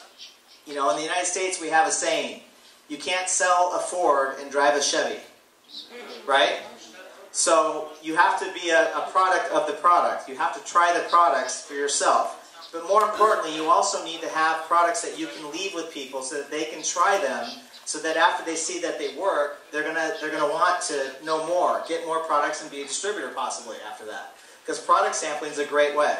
So for me, I tell everybody, I create the value for why they want to have a bigger package. But honestly, for me, if somebody can't afford the products, no problem. Position yourself as a distributor. It's 21 euro, right? Basically. I don't know how many... $29. Yeah. Yeah, 21 euro, 29 bucks. Put yourself in a position, if you can't even afford a serum, do me a favor. Identify your 10 best, your 10 easiest. I'll talk to them for you. I'll present for you. We'll get a couple that are interested. At that point, we'll figure out how to get you the products. Does that make sense? So even if someone doesn't have the money, I'm going to go 5, 6, 7, 10 people into their group. They'll find the money. So that'll give me 10 new people to work with, and they're going to find the money for those products. Does that make sense? But you want to create value right up front for them having it. The second thing is auto ship. Personally, I won't work with anyone that's not on auto ship. Even if it's a smaller package, I don't care. You want to have somebody who's in the business. If they're a distributor and they're not on auto ship, for me, they're not in the business. That's just bottom line. I just won't even do it. You know? And if you can't afford auto ship each month, then you tell me, and I'll figure out how to help you build enough income so that you can afford it. But everyone needs to be on auto ship. The reason is this. Number one, they have to have the products in their hands so that they can sample them and use them. But number two, I don't want people worried about where they're going to get the money for products. I don't want them thinking about their order every month. I want them focused on red apples and red apples only. I want them focused on three-way phone calls, peaking interest, three-way phone calls and peaking interest. The products come, that's just second nature. I don't want that to be a big thing in their life where it's every month, well, how do I get product, how do I do this, I need to order this, I need to do that. It's very easy to get caught up in the website and trying to sit and order everything and pick your product plan. No. Get it done. Get it out of the way. Let's focus on red apples. Does that make sense to everybody? Another approach. You can approach piquing interest this way. And I know we'll have these flyers for you. We'll have these up here for you that you can take with you. You don't need to worry about writing it down. This is already printed out. Does that make sense? They still take pictures. Okay, you got it? Another approach is the customer approach. Hey, you know, if there was a way that you could look and feel younger, would you want to know about it? How many of you think you have people that if you say to them, if there's a way to look and feel younger, they'd want to know about it? How many of you have people like that? Very simple, nothing complicated, same thing. Same thing. Now at this point, you could either get them to try the product, or you could even move them to a three-way call, right here, from this. Very simple, you're raising the curiosity, you're bringing down their wall, you can move them to a three-way call, or have a product conversation right there. Does that make sense to everybody? We'll have these up here for you. Now, customer acquisition, okay? Very, very important. You guys are already doing a great job of this because I've seen the numbers. With customer acquisition, again, you approach the business how you want. I'm not here to tell you how to do your business. It's completely up to you. For me, I approach everybody about the business first, about the product second. But in some cases, there may be people that you feel you want to have them try the product first and then talk to them about the business. Do it any way you want. But if you're going to do the product approach, definitely you want to get some in their hands and get them to use it. So if you're going to get people trying the products, very important you give them a timeline, right? So if I was going to get Rafi to try the products, I would say this. Listen, Rafi, you know, let's say ask the question. If there's a way to look and feel younger, would you want to know about it? If he says yes, say, hey, I have something I want you to check out. This is amazing, yada, yada, yada. You talk about the product, right? If Rafi says, yeah, I'll try it, I'm going to say this. Okay, I'm going to give this to you. Now, there's a lot of people who are waiting to get these samples, but I'm going to give it to you because you're my friend, okay? So, how fast are you going to try it? Tomorrow morning? Okay, tomorrow morning's Tuesday. I'm calling you on Wednesday, right? To make sure that you've already tried it, to see how great you like it, because I know you're going to like it. So I'm going to call him on Wednesday. If he still hasn't tried it, I'm going to say this. Rafi, listen, do me a favor. I gave you the products. I had other people who wanted to try them. You said you're going to try them. Can you try them? Yes or no? You try it tomorrow morning again. Okay. If you don't try it by Friday, I'm going to grab the products back and I'm going to give them to someone else. Okay? That's what I do. Because if you hand them products and don't say anything, the chances are they're just going to throw them in the cabinet and let them sit. So how long do we keep it? I give samples. Sometimes I give the whole tube. I mean, I've given the whole thing. Oh, you guys don't have samples in Israel, huh? That's a thing that we need to get? Samples? Let me work on that when we get back. I'm not even using samples, by the way. I'm not building as a distributor. Ah, okay. Can't see the difference so fast with samples. Yeah, for me, you guys have a 30-day money back. For me, you guys, I'm giving out the products. I mean, I want people to have the products in their hands. I want them to try the products, not once. I want them to try it 2, 3, 4 times. That's me, you know. But hey, that's just, you know, what do I know? Okay, now, one last thing on this. This was the other important thing. When you come to a meeting, you need to have the meeting before the meeting. Does that make sense to everybody? The most important time for you, the most important time in your meeting is not the actual presentation. It's what happens before the presentation. So when you come and you're outside of the meeting place, what you want to be doing is you want to be introducing people, your guests, to each other. Does that make sense? So if I know I have an upline like Victorine, or if I have an upline like Iran or any of the other key leaders, I'm going to definitely come over. If I have a certain personality or a certain business style, if I have somebody who's very full of life and passionate, I might say, listen, you need to meet Victorine. And I'll come up to Victorine and I'll say this. Victorine, this is my friend Sue, who I told you about. Or this is if I had told her, or if I hadn't, I'd just say, this is my friend Sue. This is Victorine. Now, I will have edified Victorine before. This is Victorine. She's one of the key leaders in Israel, extremely successful. You definitely need to meet her. She's one of the most powerful people in Israel. That's it. Nice and simple, right? You'll like her. She's lots of fun. I introduced her to Victorine before the meeting. Victorine then says, hi, Sue. Nice to meet you. Jeff's a great guy. We were going to be working together. I hope that, what do you do for a living? Sue says what she does for a living. Great. I think you're going to love this. Glad to meet you. Any questions after, let me know, and we'll talk. Boom. Short, sweet. Make sense? Now I'm bringing Sue over to Aram.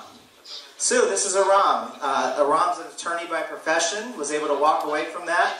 Now he's one of the key people in Israel. A great guy, very, very sharp. Aram, this is my friend Sue. Hi, Sue. Nice to meet you. Jeff's a great guy.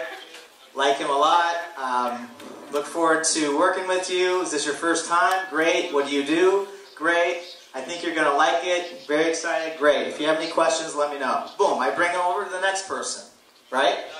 And I want to introduce, because each person that you do this with, you're bringing down their wall.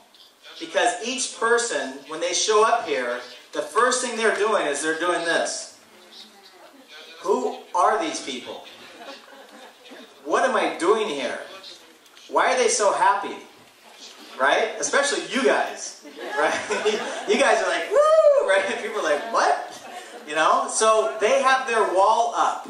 They have their wall up. Our job, again, is just to bring down their wall. So we want to bring down their wall before the meeting. So when they come in, they're already more comfortable. And you'll see, when people come into a meeting, they're going to be looking around. And the question they're asking themselves is, do I belong here? Do I belong here? Is what they're going to be asking themselves. Right? And they're just making judgments. You know how human beings are. We all judge everything. So they're looking around, judging everybody. Look at this person, look at that, how they dress, what they say, how they act, what's this, what's that, what's that, what's that, it's like non-stop. Millions of judgments right away. All we want to do is try to get them comfortable before they come in and just introduce them to some people. If you have an attorney, introduce them to an attorney. If you have a business person, introduce them to a business person. Somebody who you think personality might match. But it really doesn't matter. Just introduce them to people and let the people say hi to start to make them feel comfortable. Does that make sense? If you do that, you have a huge success rate in the presentation for people listening. By the way, the three-way phone call, the edification, I forgot to tell you. If you use a third-party expert and you do it the right way, you have a 90% success rate that they're going to want to look at the business. If you don't use three-way calls and you try to explain it yourself, you have about an 8 to 10% success rate of them looking at the business. Yeah, so it's, just saying, what would you rather have, 8 or 10 or 90? Same thing. You introduce people outside before the meeting, you're going to have a higher success rate of people listening. Also, when you come in, very important, bring a notepad and a pen. Bring a notepad and a pen when you come in, because you want to take notes. You want to take notes for two reasons. Number one, until you are at the diamond level or until you've reached your financial goals, you need to learn. If you haven't hit your financial goals yet, you need to learn. And you know how many times I've heard apples in 20 years? You know how many times I've taught apples in 20 years? But you know what? Every time I hear about red apple, green apple, rotten apple, it reminds me. So the moment I start talking to somebody, if they start acting like anything other than a red apple, I'm like, oh yeah, red apple. Oh yeah, green apple, boom. You need to reinforce this constantly, over and over and over. Also, you need to learn some key things of how to explain the business. How many of you felt that I was able to explain things in a simple way, in some fashion? How many of you felt that way? Okay, so what you do is you take notes and you listen to some of the things that I say or some of the things that the other leaders will say, and you catch it so you can learn how to say it in a simple way, in a manner that will help you build your business. This business is a business. It's about what you say, when you say it, and how you say it. When you get these things down, what you say, when you say, how you say it, you cannot be stopped. Take notes. The other reason you want to take notes is if you're sitting forward and you're listening like it's the most important thing you've ever heard in your life, and you're taking notes, unconsciously, what's your guest thinking? This is important. I better listen. He's taking notes, she's taking notes, everybody's taking notes. Maybe I better take notes. You know what I mean? They're going to focus and listen a lot more. Now, during the presentation, when somebody is talking, you want to participate. But participate in a calm Israeli fashion. Okay? Not like, woo-woo! You know? You guys are great because you have so much energy. But if someone's asking you a question, you know, if you're going to raise your hand, raise your hand. If you're going to, you know, say yes, say yes. But that's where the talk has to stop. Just give the energy to the speaker while they're speaking. Because they draw energy off you. If you're interested, they have energy and you can feel it. Remember, communication is 55% body language, 38% tone, 7% words. So only 7% is what the speaker's saying. The rest is their body language and their tone. You give them the energy by you being interested. We used to teach people, sit on front of your chair like this. Like, take notes like this. And we would do it. I would still, 15, 16 years in the industry, I'll still take notes to lead by example for your group. Does that make sense? You're bringing people's walls down. At the end of the presentation, what you do is you bring the person up to your leader, your upline leader. Could be a ruby, could be a sapphire, doesn't matter. Whoever you're working with, who's your upline. And when you're done, you turn to the person at the end of the presentation. You don't say this. Haha, I told you it was good. You ready to sign up? You don't say that. You don't say this. You do not say, so, what'd you think? You don't ask them what they think. You don't care what they think. Because if you ask them what they think, they're going to start telling you everything they think. About the world, about life, about their view of, politics. Right? You ask them one simple question, or you say one thing to them. You turn to them and say, it's great, huh? Let me do this. I want to introduce you to someone very quickly. That's it. Again, you can't talk to your own people. You can't move your own people that you bring to action because you're too close to them. You don't want to turn to them and say, oh, you like it? Yeah, it's great, because now you're selling. You don't want to sell because people are going to resist you. You don't want to do any of that. Simply this. Hey, it's great, right? Listen, there's someone I want to introduce you really quick. Make sense? You bring them over to your upline, and then the upline, you say, Aram, this is Steve. Steve just checked it out for the first time. Then you be quiet. You don't say anything else. Every word you say in front of your personal guest, you're killing your business. You cannot talk at that point. You simply have to get your ego out of the way and use the system. Aram sees Steve and then says, Steve, hey, nice to meet you. Great. So, what'd you like about it? The expert is going to ask, what did you like about it? Now, you're going to get 3 responses. Either, well, I like this, I like that, I like this. Red apple.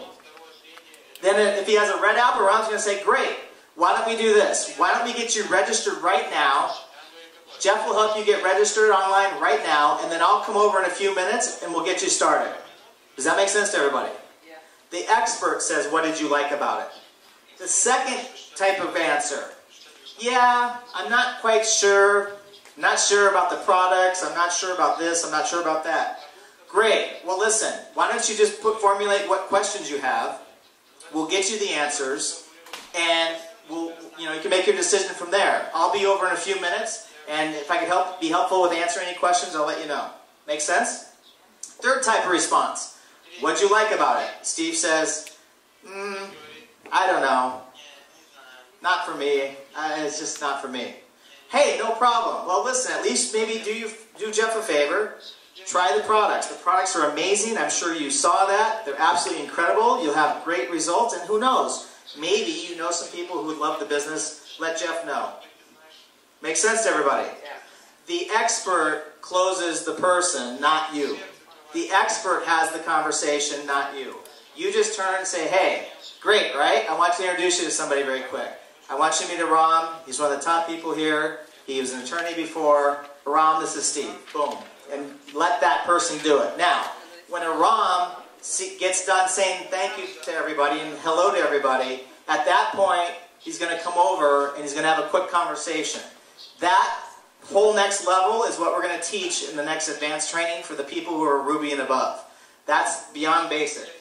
That's a whole other conversation for those people that are qualified, which we're going to do today.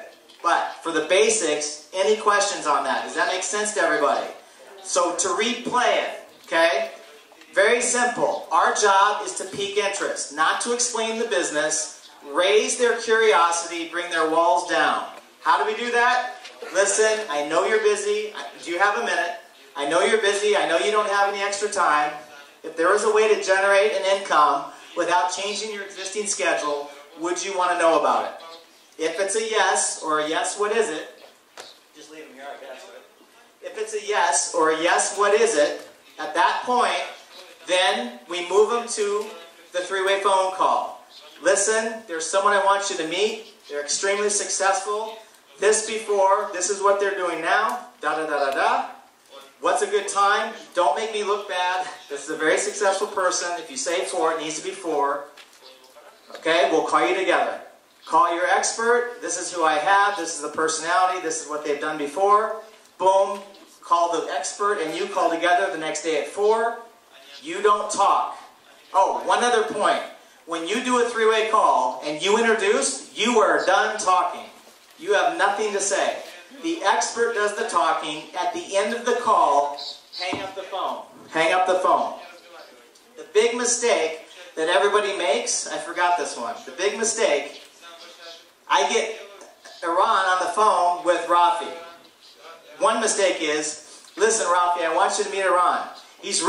Before he gets talked, well, I got to tell you, this is really incredible. He's going to tell you about this thing, but this is really exciting. I'm really excited that you're talking to him because I know you're going to do really well. I think you'll do really great. You guys will like each other. Okay, go ahead.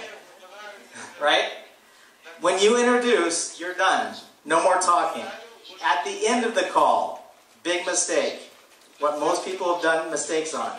They get done talking. Iran says, hey, let's get together. 10 to 15 minutes. When can we meet? Tomorrow at your office, great. Or tomorrow at Starbucks, cup of coffee, whatever, great.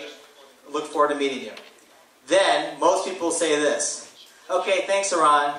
He hangs up, and then most people do this. I told you, Rafi, isn't that great? Yeah, this is incredible. Wait till you hear about the products. The products are great. They have telomeres, they've got resveratrol, they've got all these stuff that cleans your colon and everything else, and I don't know what it is, but it's really exciting, and wait till you see the residual income. There are people getting rich. I mean, everything you say ruins what just happened. Does that make sense? As soon as the expert hangs up, you hang up. If Rafi tries to call you back, you're not home. You're not answering. Right? That's it. You don't talk anymore. You don't see Rafi till tomorrow at 4 p.m. You do not exist on the planet at that point. You cannot be found. Right? Finally, right before the meeting the next day, you pop Rafi a text. Listen, Iran and I are on our way. See you in 20 minutes. Right? Boom. And you're on your way. Or wherever, if he's coming, hey, we're waiting for you. See you in 20 minutes. Other than that, you don't answer, you don't exist. Does that make sense to everybody? So, as soon as you pique interest, the presentation gets done. The meeting before the meeting. Edification, make him feel comfortable, bring down the walls. When the presentation's going on, you're acting interested, you're acting good. After the presentation, let the expert do the conversation. They get to ask them, what did you like? Red apple, green apple, rotten apple. If they're red apple, sign them up. Green apple, answer the questions or get them to the website. Rotten apple, thanks for playing. Have a nice day. Does that make sense to everybody? Simple. Follow the structure, follow the system. Super simple. Don't overcomplicate it. The most I need to know about the products is 1 or 2 sentences about the products just to get people curious. That's all I need to know. I don't need to know everything else. If I just get people curious enough to try them, great. You don't need 20, 30, 50, 100 customers. Just get the customers you can get, but don't sit and spend the next 20 years trying to get, 100 customers. Spend the next 20 years finding red apples who see the business, who see the vision, who are going to go out and bring you tens of thousands of customers. Does that make sense to everybody? Okay, listen, I appreciate everybody's time very, very much. I'm going to let Eileen come back up real quick, and I think we're going to take a break.